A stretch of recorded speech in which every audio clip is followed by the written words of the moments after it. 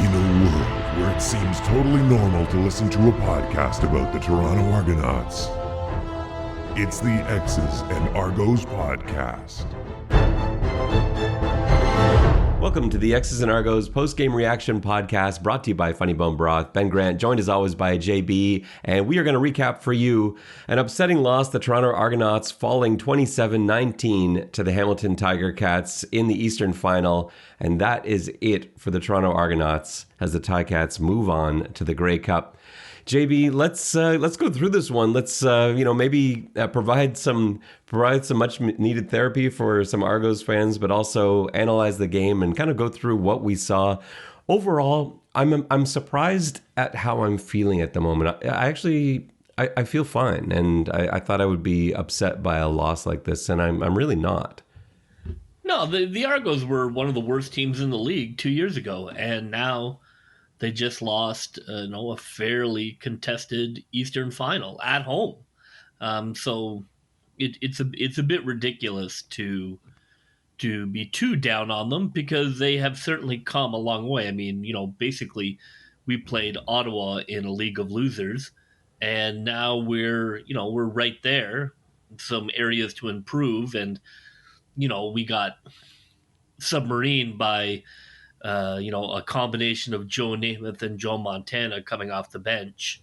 So it's hard to prepare for that. It is crazy the impact that Dane Evans had on this game. And we had talked about this as a possibility. And even going back a few weeks ago in talking to Kyle Mello, who we had on the podcast, he's a Hamilton guy. And he's saying, well, why isn't Dane Evans in the game? He's clearly the better quarterback.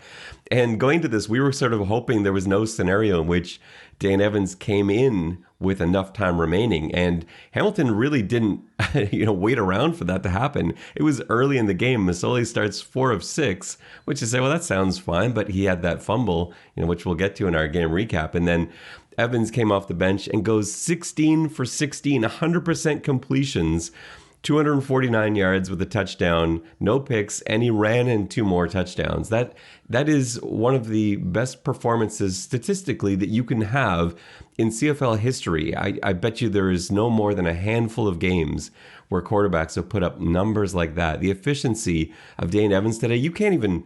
There's nothing you can even do about that. You just sort of look at that, and it's the feeling of helplessness, like, when you've got a tag team wrestling match and one guy is completely beaten down, but somehow he reaches out and is able to tag in the ultimate warrior who comes in like a hurricane. And that's what happened to the Argos today. They ran into a red hot Dane Evans, and they had no answer.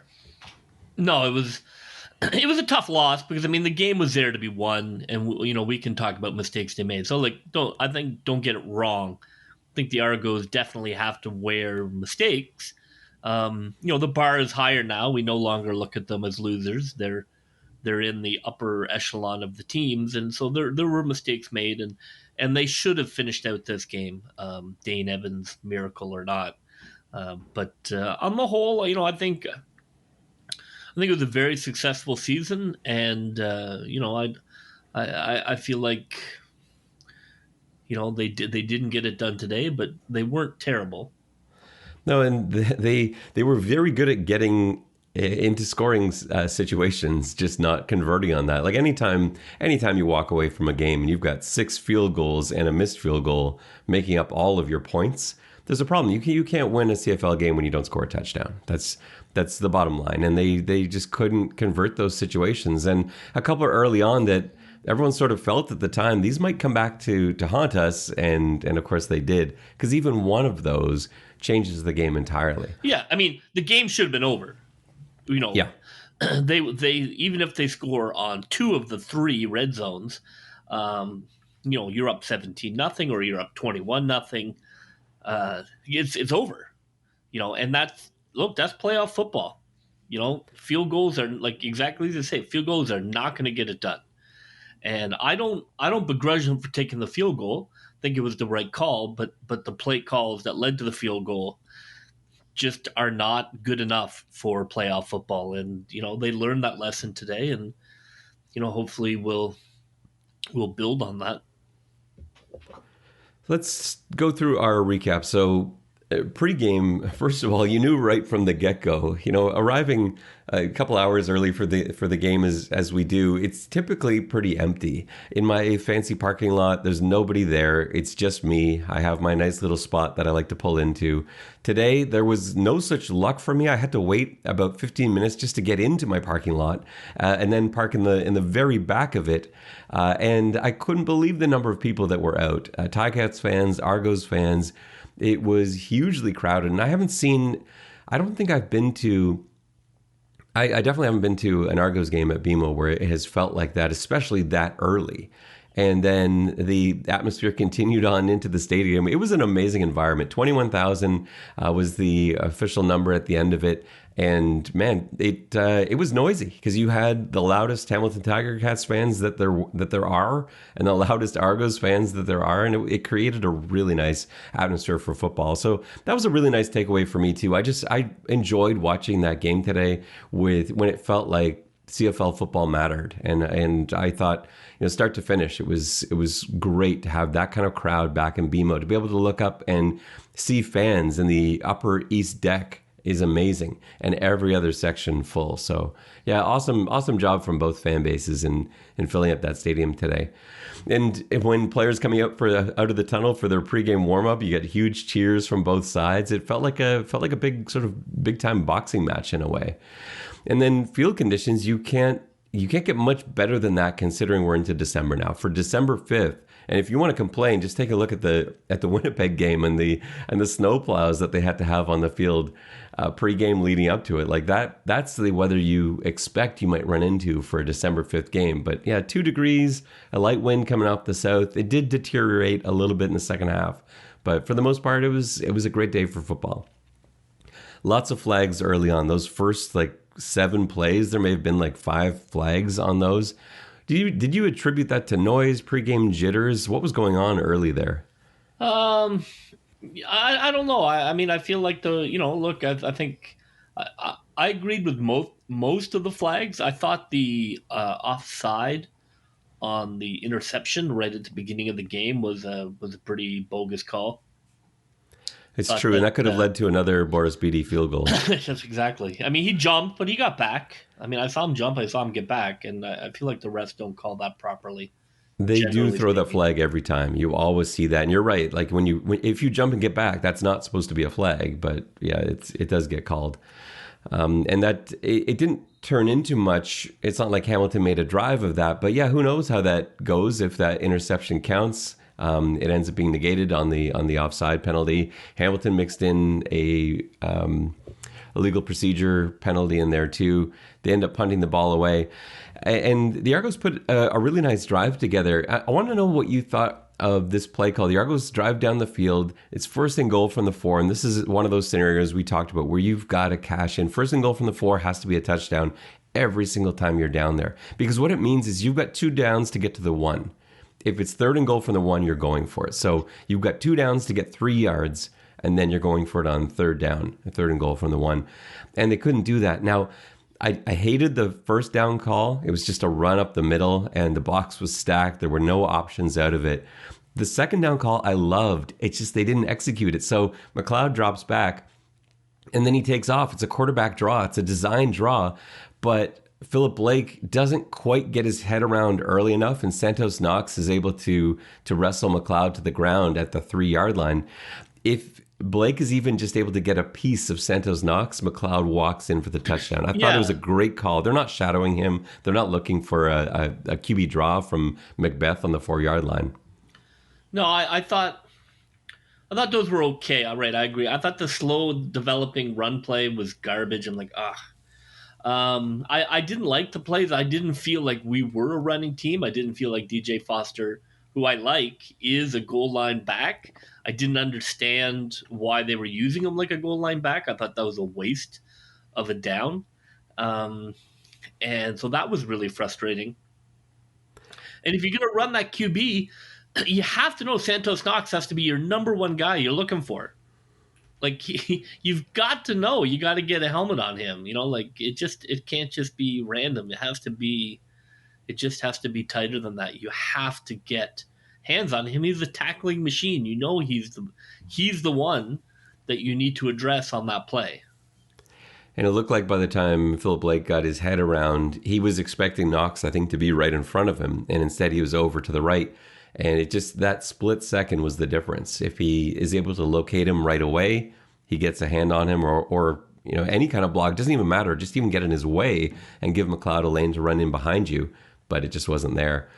Now the Argos end up getting another first and goal situation from the 4 just a few minutes later. And again, things sort of go wrong. I hate the first down play call, another run. The second down play call I thought was brilliant. So they end up moving all the receivers over to the right side. The one receiver they have left ends up running an immediate slant or drag to kind of clear out that side, knowing that you're going to get man coverage. And this weird zone blitz that Hamilton sends results in DJ Foster getting matched up with Davis. So you've got your fast running back being covered in man by a large defensive end. It's the matchup you dream of when you drop that play. That's what that play is all about. There's nothing else going on in that play except let's get our running back matched up with their defensive end. They got it, and the throw was just a little bit behind Foster, and Davis is able to get a hand on it. But that I love the play call. It just, you got to execute that. So the second and goal draw play, the second and goal wheel route to Davis being covered by a defensive lineman. The calls are there, but they didn't execute. So it's 6-0 Argos after 1. Yeah, I mean, I just don't see why you're wasting time on those drop plays. There is nothing in the Argos history this season to suggest that a draw play against a red zone defense has any chance of success. It's just none. We are not a team that can run the ball. We occasionally can break runs, but we are not a team that can run the ball. I just thought it was conservative and terrible, to be honest. Play calling, it's just not good self-scouting. If you can't run the ball, that's okay. Then don't go, well, if we're first and goal, better run the ball up the middle. That's what football teams do. It was just like, who is this? Who is this for?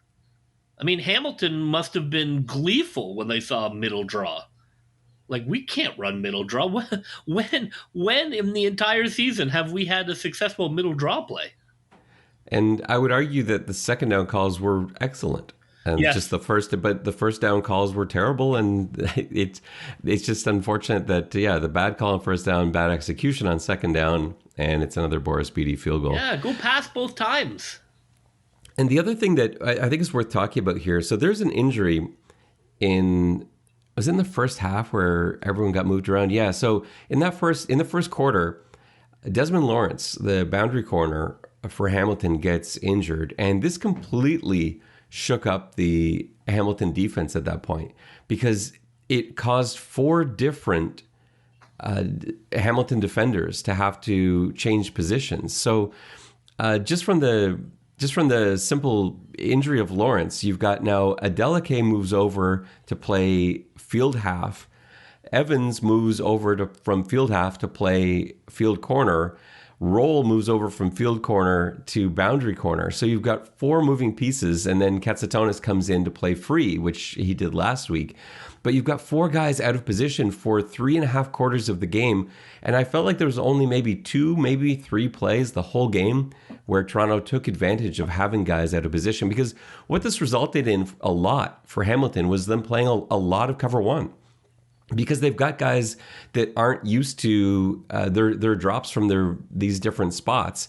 And it's just tough to ask 4 different guys to play in these spots given that they haven't had a lot of reps at that before. So man is the easiest. Man is something that, that they've done this before. I know how to play man defense. And you're catching Hamilton in these man situations. So run man beaters. And they really weren't. They took deep shots, but that was about it. All right, let's get into that. Yeah, I mean, the second half offense, I don't want to use the word offense, the second half time that wasn't on defense was just didn't make any sense. It looked like roulette. It looked like roulette play calling. And when you get into roulette play calling, you're dead. Where you just spin the wheel, 32 black, here we go. Spin the wheel, 14 red, here we go. And you're like, that's just never going to work. It didn't look like they had a plan of attack. It didn't look like they had diagnosed a weakness. It didn't look like plays were built to work with each other. It looked like they didn't know what the hell to do. And they kept taking these deep shots, even though we were not and are not built for that. Like, guys were not getting open. Like, guys had a guy in their pocket, which makes sense. We're not a fast team, you know. I mean, we're not a track team. Nothing they had planned was working. I don't know why they went away from underneath stuff. Middle of the field. Matriculate a little bit. Like, we weren't down 40. Like, I don't understand. What were these 35-yard bombs?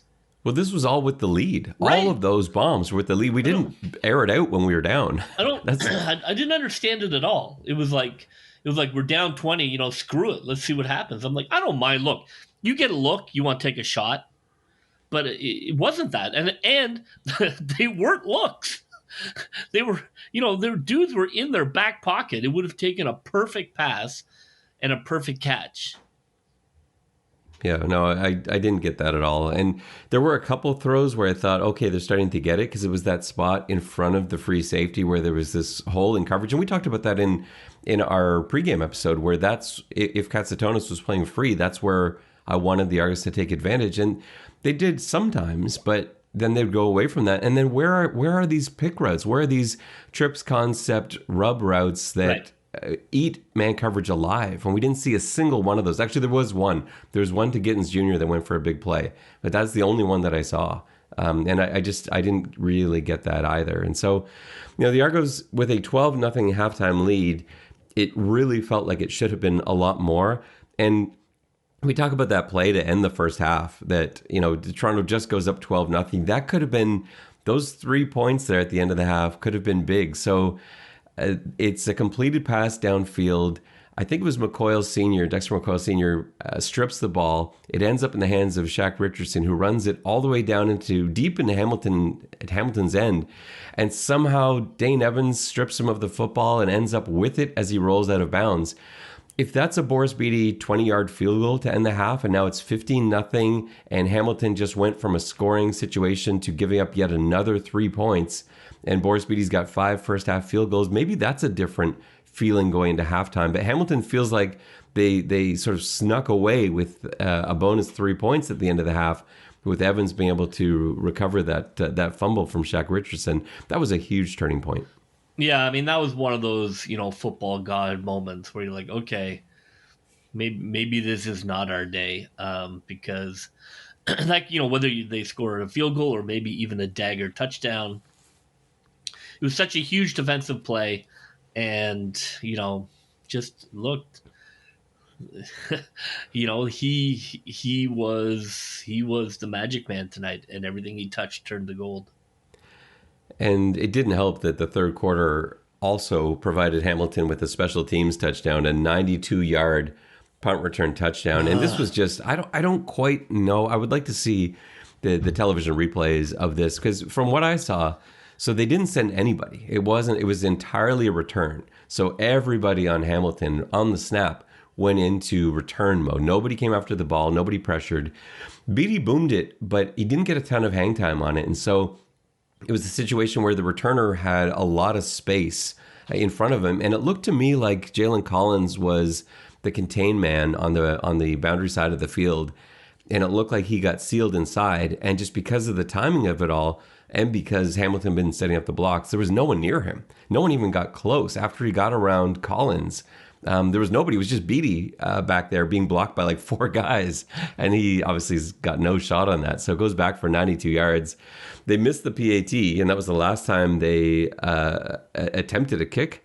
And so it's 12-6 Argos at that point, but it felt like a very different ball game. Anytime you get a special teams TD like that or a pick six, it's tough to get up. The punt return team, kick return team have not been okay, but have not been elite this year. And that, you just can't give up that play. You had Hamilton buried, and you just can't let them off the mat with that play. You just have to know that. It just, where looked like the gunner like came right after him, instead of maintaining lane discipline, and he got around him, and then it was Gonzo.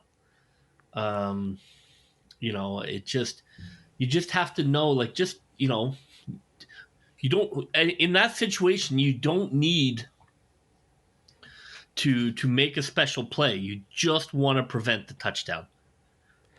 That's what you're looking to do there. And, just can't have it. You can't have it in a playoff game.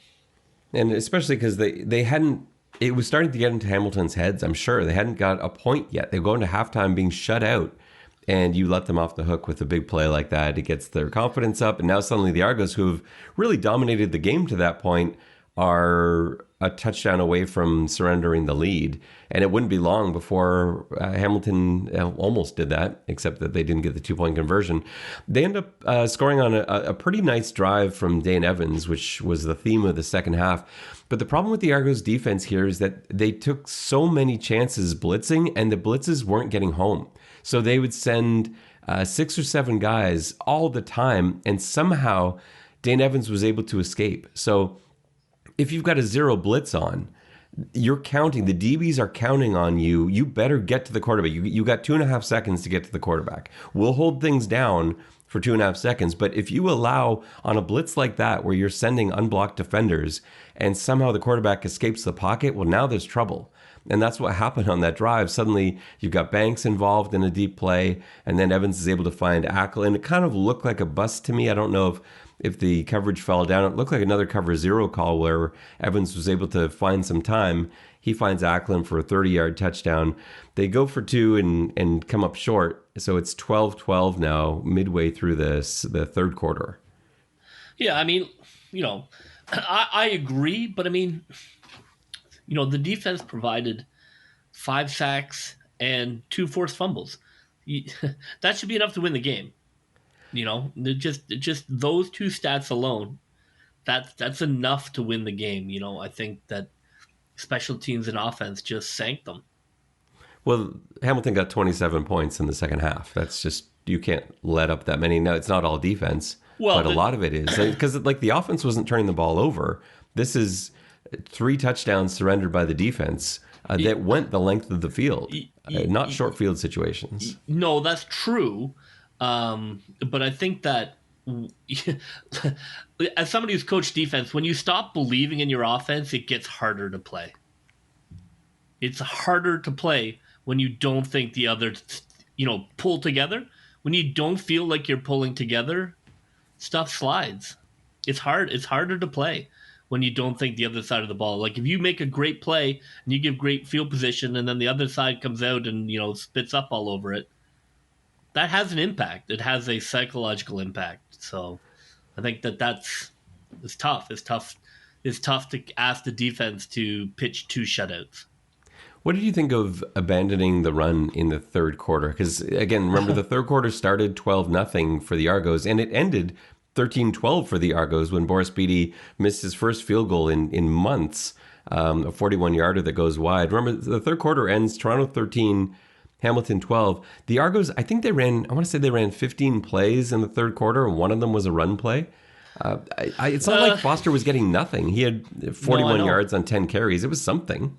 I don't know. I don't know what the hell they did coming out of half. I don't know. I don't know what the plan was. It looked like it just looked like there was no plan at all. They looked like they didn't have, they hadn't gained any intel in the first half. And now they were just like, let's just go take 2 deep shots. Like playing Madden when you're in a rush. You're like, deep shot, defense, deep shot, defense. I didn't understand it. None of it made any sense to me. Even when they started a drive, you'd be like, okay, here we go. And then all of a sudden it just fizzled into nothing. There was just no momentum, no sense of an offense. To my mind, in the second half, it looked like pickup play. And the fourth quarter started off pretty miserably. It began with a Hamilton drive, and it was so unfortunate to see a big play that again came out of a blitz that didn't get home. So in this situation, it was a fire zone blitz where you have Coney Ely in coverage, which is fine for a second, but you've got to get to the quarterback, and they couldn't. And it was interesting to see Dane Evans on that particular play, and actually a couple times on that drive. He knew pressure was coming. He knew that the Argos were determined to send 6-7 to get home with that, but he knew that there was an opportunity if he could just escape the pocket. On that play, he didn't actually escape the pocket. He bailed back like immediately. He took the snap and basically sprinted back 5 yards just to buy time. And then he's able to find an open receiver covered by Coney Ely, who runs for like 27 yards down the sideline. And that set up the next touchdown. And so here we are early in the fourth quarter. And now suddenly it's 20-13 for Hamilton. And it started feeling very desperate because the Argos hadn't been in the end zone all day. And now suddenly they needed a touchdown just to tie it. Yeah, I mean, it didn't feel like there was a touchdown coming. It just just didn't look like they had it. They just, I don't know whether like him missing a couple of days, threw them off or what have you. But they just did not, bring in new receivers in, and I don't know. They just looked very disjointed. And was not one for the books. It felt like a drive of destiny at one point in the fourth quarter when the Argos looked like game over when Pipkin came in for a quarterback sneak on 3rd and 1 and didn't get it, which we've seen countless times this season. The Argos are without question the worst quarterback sneaking team in the league, and he lost a yard on that. Fortunately, Hamilton had jumped offside. I know. And so I thought I felt like that was one of those things. You've seen that a thousand times before. We got a penalty to get into that situation. Yes, that's true. And it just felt like that was going to result in a touchdown somehow. And, Hamilton would look back at that moment. Right. But it didn't because a couple plays later, there's a fumbled snap. It looked like Philip Blake just couldn't get that. He just snapped it into his thigh is what it looked like. Yeah, and the ball ends up being recovered by Ouellette, but he couldn't get much out of it. And now Boris Bede's kicking a 47-yard field goal. So it's closing. It's 20-16 now. But this is where the defense just can't have any more yards. And Hamilton's starting at their 35. You can't allow them to even really get a first down. And they end up giving them like 45 yards in penalties. Shane Ray with 3 straight 15-yard penalties as the wheels just seem to really fall off. And Dane Evans with another quarterback sneak. It's 27-16. That was it, really. Yeah, I mean, I'm sure those guys were mad and they couldn't punch their own guys, so they took penalties. Yeah, it seemed like what happened. It was really frustrating and difficult to watch because you could sort of feel it all crumbling. We didn't put together a single worthwhile drive the whole second half. I don't understand. I don't understand where the panic came from. I don't know if I don't know. I don't know why they're like, we can't throw screens. We can't throw 10-yard passes anymore. Like, was there like a rule or a bet? It just didn't make any sense to me. I was like, why are they throwing 40-yard bombs? We're not even good at that. Like, that's not our game. And they're not open. So I'm like, that's not a look. You're like, if you get this look, throw the bomb. I'm like, that's not a look. That's covered, bro. McLeod put together a pretty nice drive in the last couple of minutes, but it's not the same thing. At that point, you're dealing with the Hamilton defense that is just playing way off the ball, and he was able to string a few passes together. They got down again into the red zone. Adeleke made what looked like an amazing interception that was overturned. I'm not sure I overturned that one. I was not in agreement with a few of the calls that came from the CFL Command Center because I don't know. I thought Adeleke had that pick, but it is what it is. And a field goal later, it's 27-10. to 19 now. The Argos need a touchdown and a 2-point conversion. They go for the onside kick, and I've seen Boris Bede kick so many beautiful onside kicks in practice. He's really good at it, and that just didn't come off his foot the way he wanted it to. It kind of sailed back towards the middle of the field, not towards the sideline where you want it. And so Hamilton recovered. And then at that point, you just need to stop Hamilton from getting a first down. And unfortunately, they couldn't do that either. It just, run after run that kept getting yardage, and one first down later, and Hamilton could kneel it out. And that was the end of the game, 27-19, the final. It would have been nice to see Toronto at least have an opportunity with one last drive, even if there's just a minute remaining or 35 seconds remaining. Yeah, I mean, it didn't feel like that's the way it was going to go. It didn't. So, but I agree with you. It would have been nice for some sort of, certainly the Argos have pulled some games out of the fire this year. But they have missed extra points and all sorts. And they've got a history of it in the playoffs too, like that the Calgary game in Montreal and in the snow. Like weird things have happened with the Argos in the playoffs, but it just wasn't meant to be today. They just did not play well in the second half, and I don't know why. It's it wasn't like, look,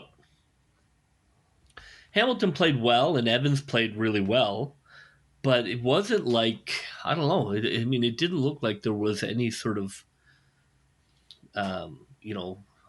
tactical aspect that was just, that we just couldn't get past. The guys just looked lost. They just did not look dialed in. They did not look like it. Like, I thought that opening drive of the second half was absolutely a dagger. I just thought if you've got the ball. Let's go. We're up. Finish these guys. Look like a team that's like, okay, we're taking care of business. We're heading to the Grey Cup. And, it was just so poor. And it was like, that to me was deeply disturbing. So, not good. Let's take a look at the stat sheet. Dane Evans, we talked about his stats already, just jumps off the page. 16 of 16, 249, a touchdown, 2 more run in off of 14 yards rushing. On the other side, McLeod Bethel-Thompson, 24 of 38. His first half numbers were actually okay. His completion percentage after the first half, I think, was 75, and that just dropped way off in the second half. He ends up with 283 yards on 63% completions, no touchdowns, no interceptions.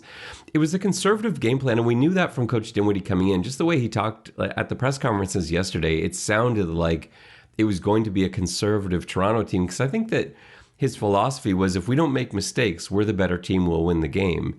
And so not turning the ball over was key. But the mistakes are lacking execution, which obviously we've talked about, and that special teams touchdown. Those take the place of turnovers, and then you got to factor in all the penalty yardage too. So it ends up not being a clean game, even with that sort of conservative approach to it. And of course, they had to get away from that in the second half when the wheels started falling off, and all those like third quarter bombs didn't really speak to that conservative game plan that they came into the game with. So 63%, not great. Clean sheet aside. And running the football actually went downhill. DJ Foster lost yards in the second half with, I think, only 1 extra carry, maybe 2. AJ Ouellette had 4 carries for 8 yards. Foster finishes with 11 carries for 38 yards. And the receiving situation, actually, let me just grab Hamilton's rushing stats first. Don Jackson had a really good second half because he didn't have much going at all in the first half, but he finished 16 carries for 95 yards, and he was the guy that was sort of able to put away the game. We talked to him about him being a key player in this one. It didn't look like he was going to be, but then that second half, he did. Like, he and Evans just took over the show. I do think that guys were a little worn down and a little tired of handing the ball to the offense and then having to come on the field after 2 plays. And I thought that maybe they might get some momentum running the football with AJ Ouellette in the second half. If you've got a Hamilton defense that is tired of tackling, but they didn't really force them into that situation. So it's not the same thing as a William Stanback in the second half who gets all sorts of yardage. AJ Ouellette is a load. He's tough to bring down, but not when they haven't been exhausted in the first half, and that just didn't happen. So bringing him in late didn't really pay off the way I think they thought it would. Receiving yards for Hamilton, how about Jalen Acklin? 8 receptions on 8 targets for 112 and a touchdown. He really turned it on in the second half. No one else really worth mentioning. Like Banks had that one big play for 41 yards we talked about on a cover 0 that didn't get home. But everything else, he had 2 catches for 20 yards. Beyond that, no one else stood out. It was really just Jalen Acklin who was taking advantage of the Toronto secondary. And some good numbers for Argos receivers. You have Gittins Jr., 4 catches on 5 attempts for 74. That's a nice day. Eric Rogers had 6 catches for 62 yards on 7 attempts. And DJ Foster with another 57 yards. And it just, that was it. And after that, though, when you're only getting 2 catches from Devaris Daniels, 4 catches from Ricky Collins Jr., but they were all short. He only ends up with 21 yards out of that. And they tried to get Chandler Worthy involved, but those they didn't break. And, he ends up with just 2 catches for 11 yards. And that's not going to do it. No, I wasn't. I didn't love the. I didn't love the reverse.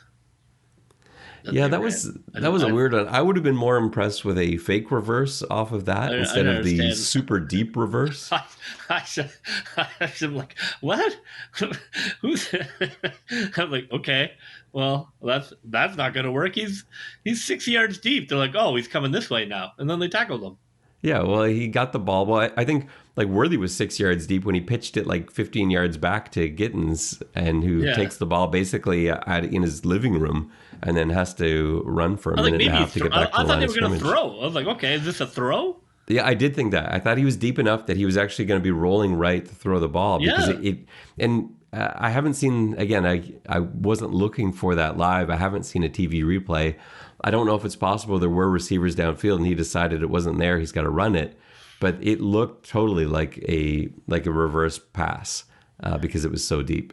The Argos are not the first team. It happens when quarterbacks come off the bench and you haven't scouted them and you haven't been looking at film of them, and they light you up. It's just a bad break. Like in hockey, sometimes you're shelling the goalie, and then they bring in some other guy, and all of a sudden he shuts you out for 3 periods.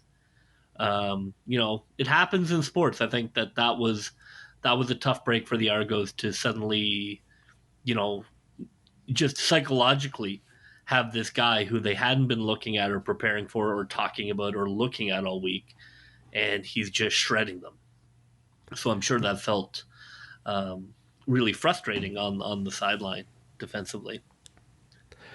The good news of all of this is a team that has turned things around. Like you said off the top, we remember how miserable the 2019 season was with, 3 wins and 5 wins the season before. The Toronto team has been a mess since the 2017 Grey Cup.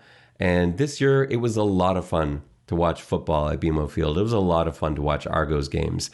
And to be there hosting an Eastern final in that environment, December 5th, playing a meaningful game, it was amazing. And, it's hard to remember that right now because, you may be upset about how things went. You're upset Toronto's not in the Grey Cup, and we've got to sit there and watch Hamilton lose again. That's sort of their... And also, playing a team 5 times is a lot. I will be happy not to see the Tiger Cats play for a while. I hope the first game against the Tiger Cats next season is 3 months into it because I'm pretty much done with watching Tiger Cats football. There's been so much of it. No, but no what can you do? Well, we will sign off at this point, but let's tell you what's coming up. Make sure you check out JB's report card of the game as he broke down each positional group and graded them. But we were also going to have a season recap episode. So after the Grey Cup, we will do a quick recap of the Grey Cup and just talked about how Hamilton lost and why and why that went the way it went. And then we'll talk about the Argos season, and we'll kind of go through it with fresh perspective, having sat for a week and really had time to think about it. We'll go back through some of the highs and lows, interesting things from the year, pieces they need to hang on to, guys that they need to make sure stay in Toronto. We'll talk about the coaching staff, and we'll talk about the strategy for next year. You know, who's probably on their way somewhere else, who's coming back, what do the Argos need to look for when they're trying to bring in guys from other teams, from other leagues in this offseason. So make sure you catch that episode next week.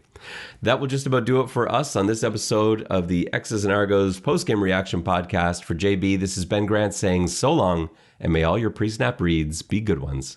I'll see ya.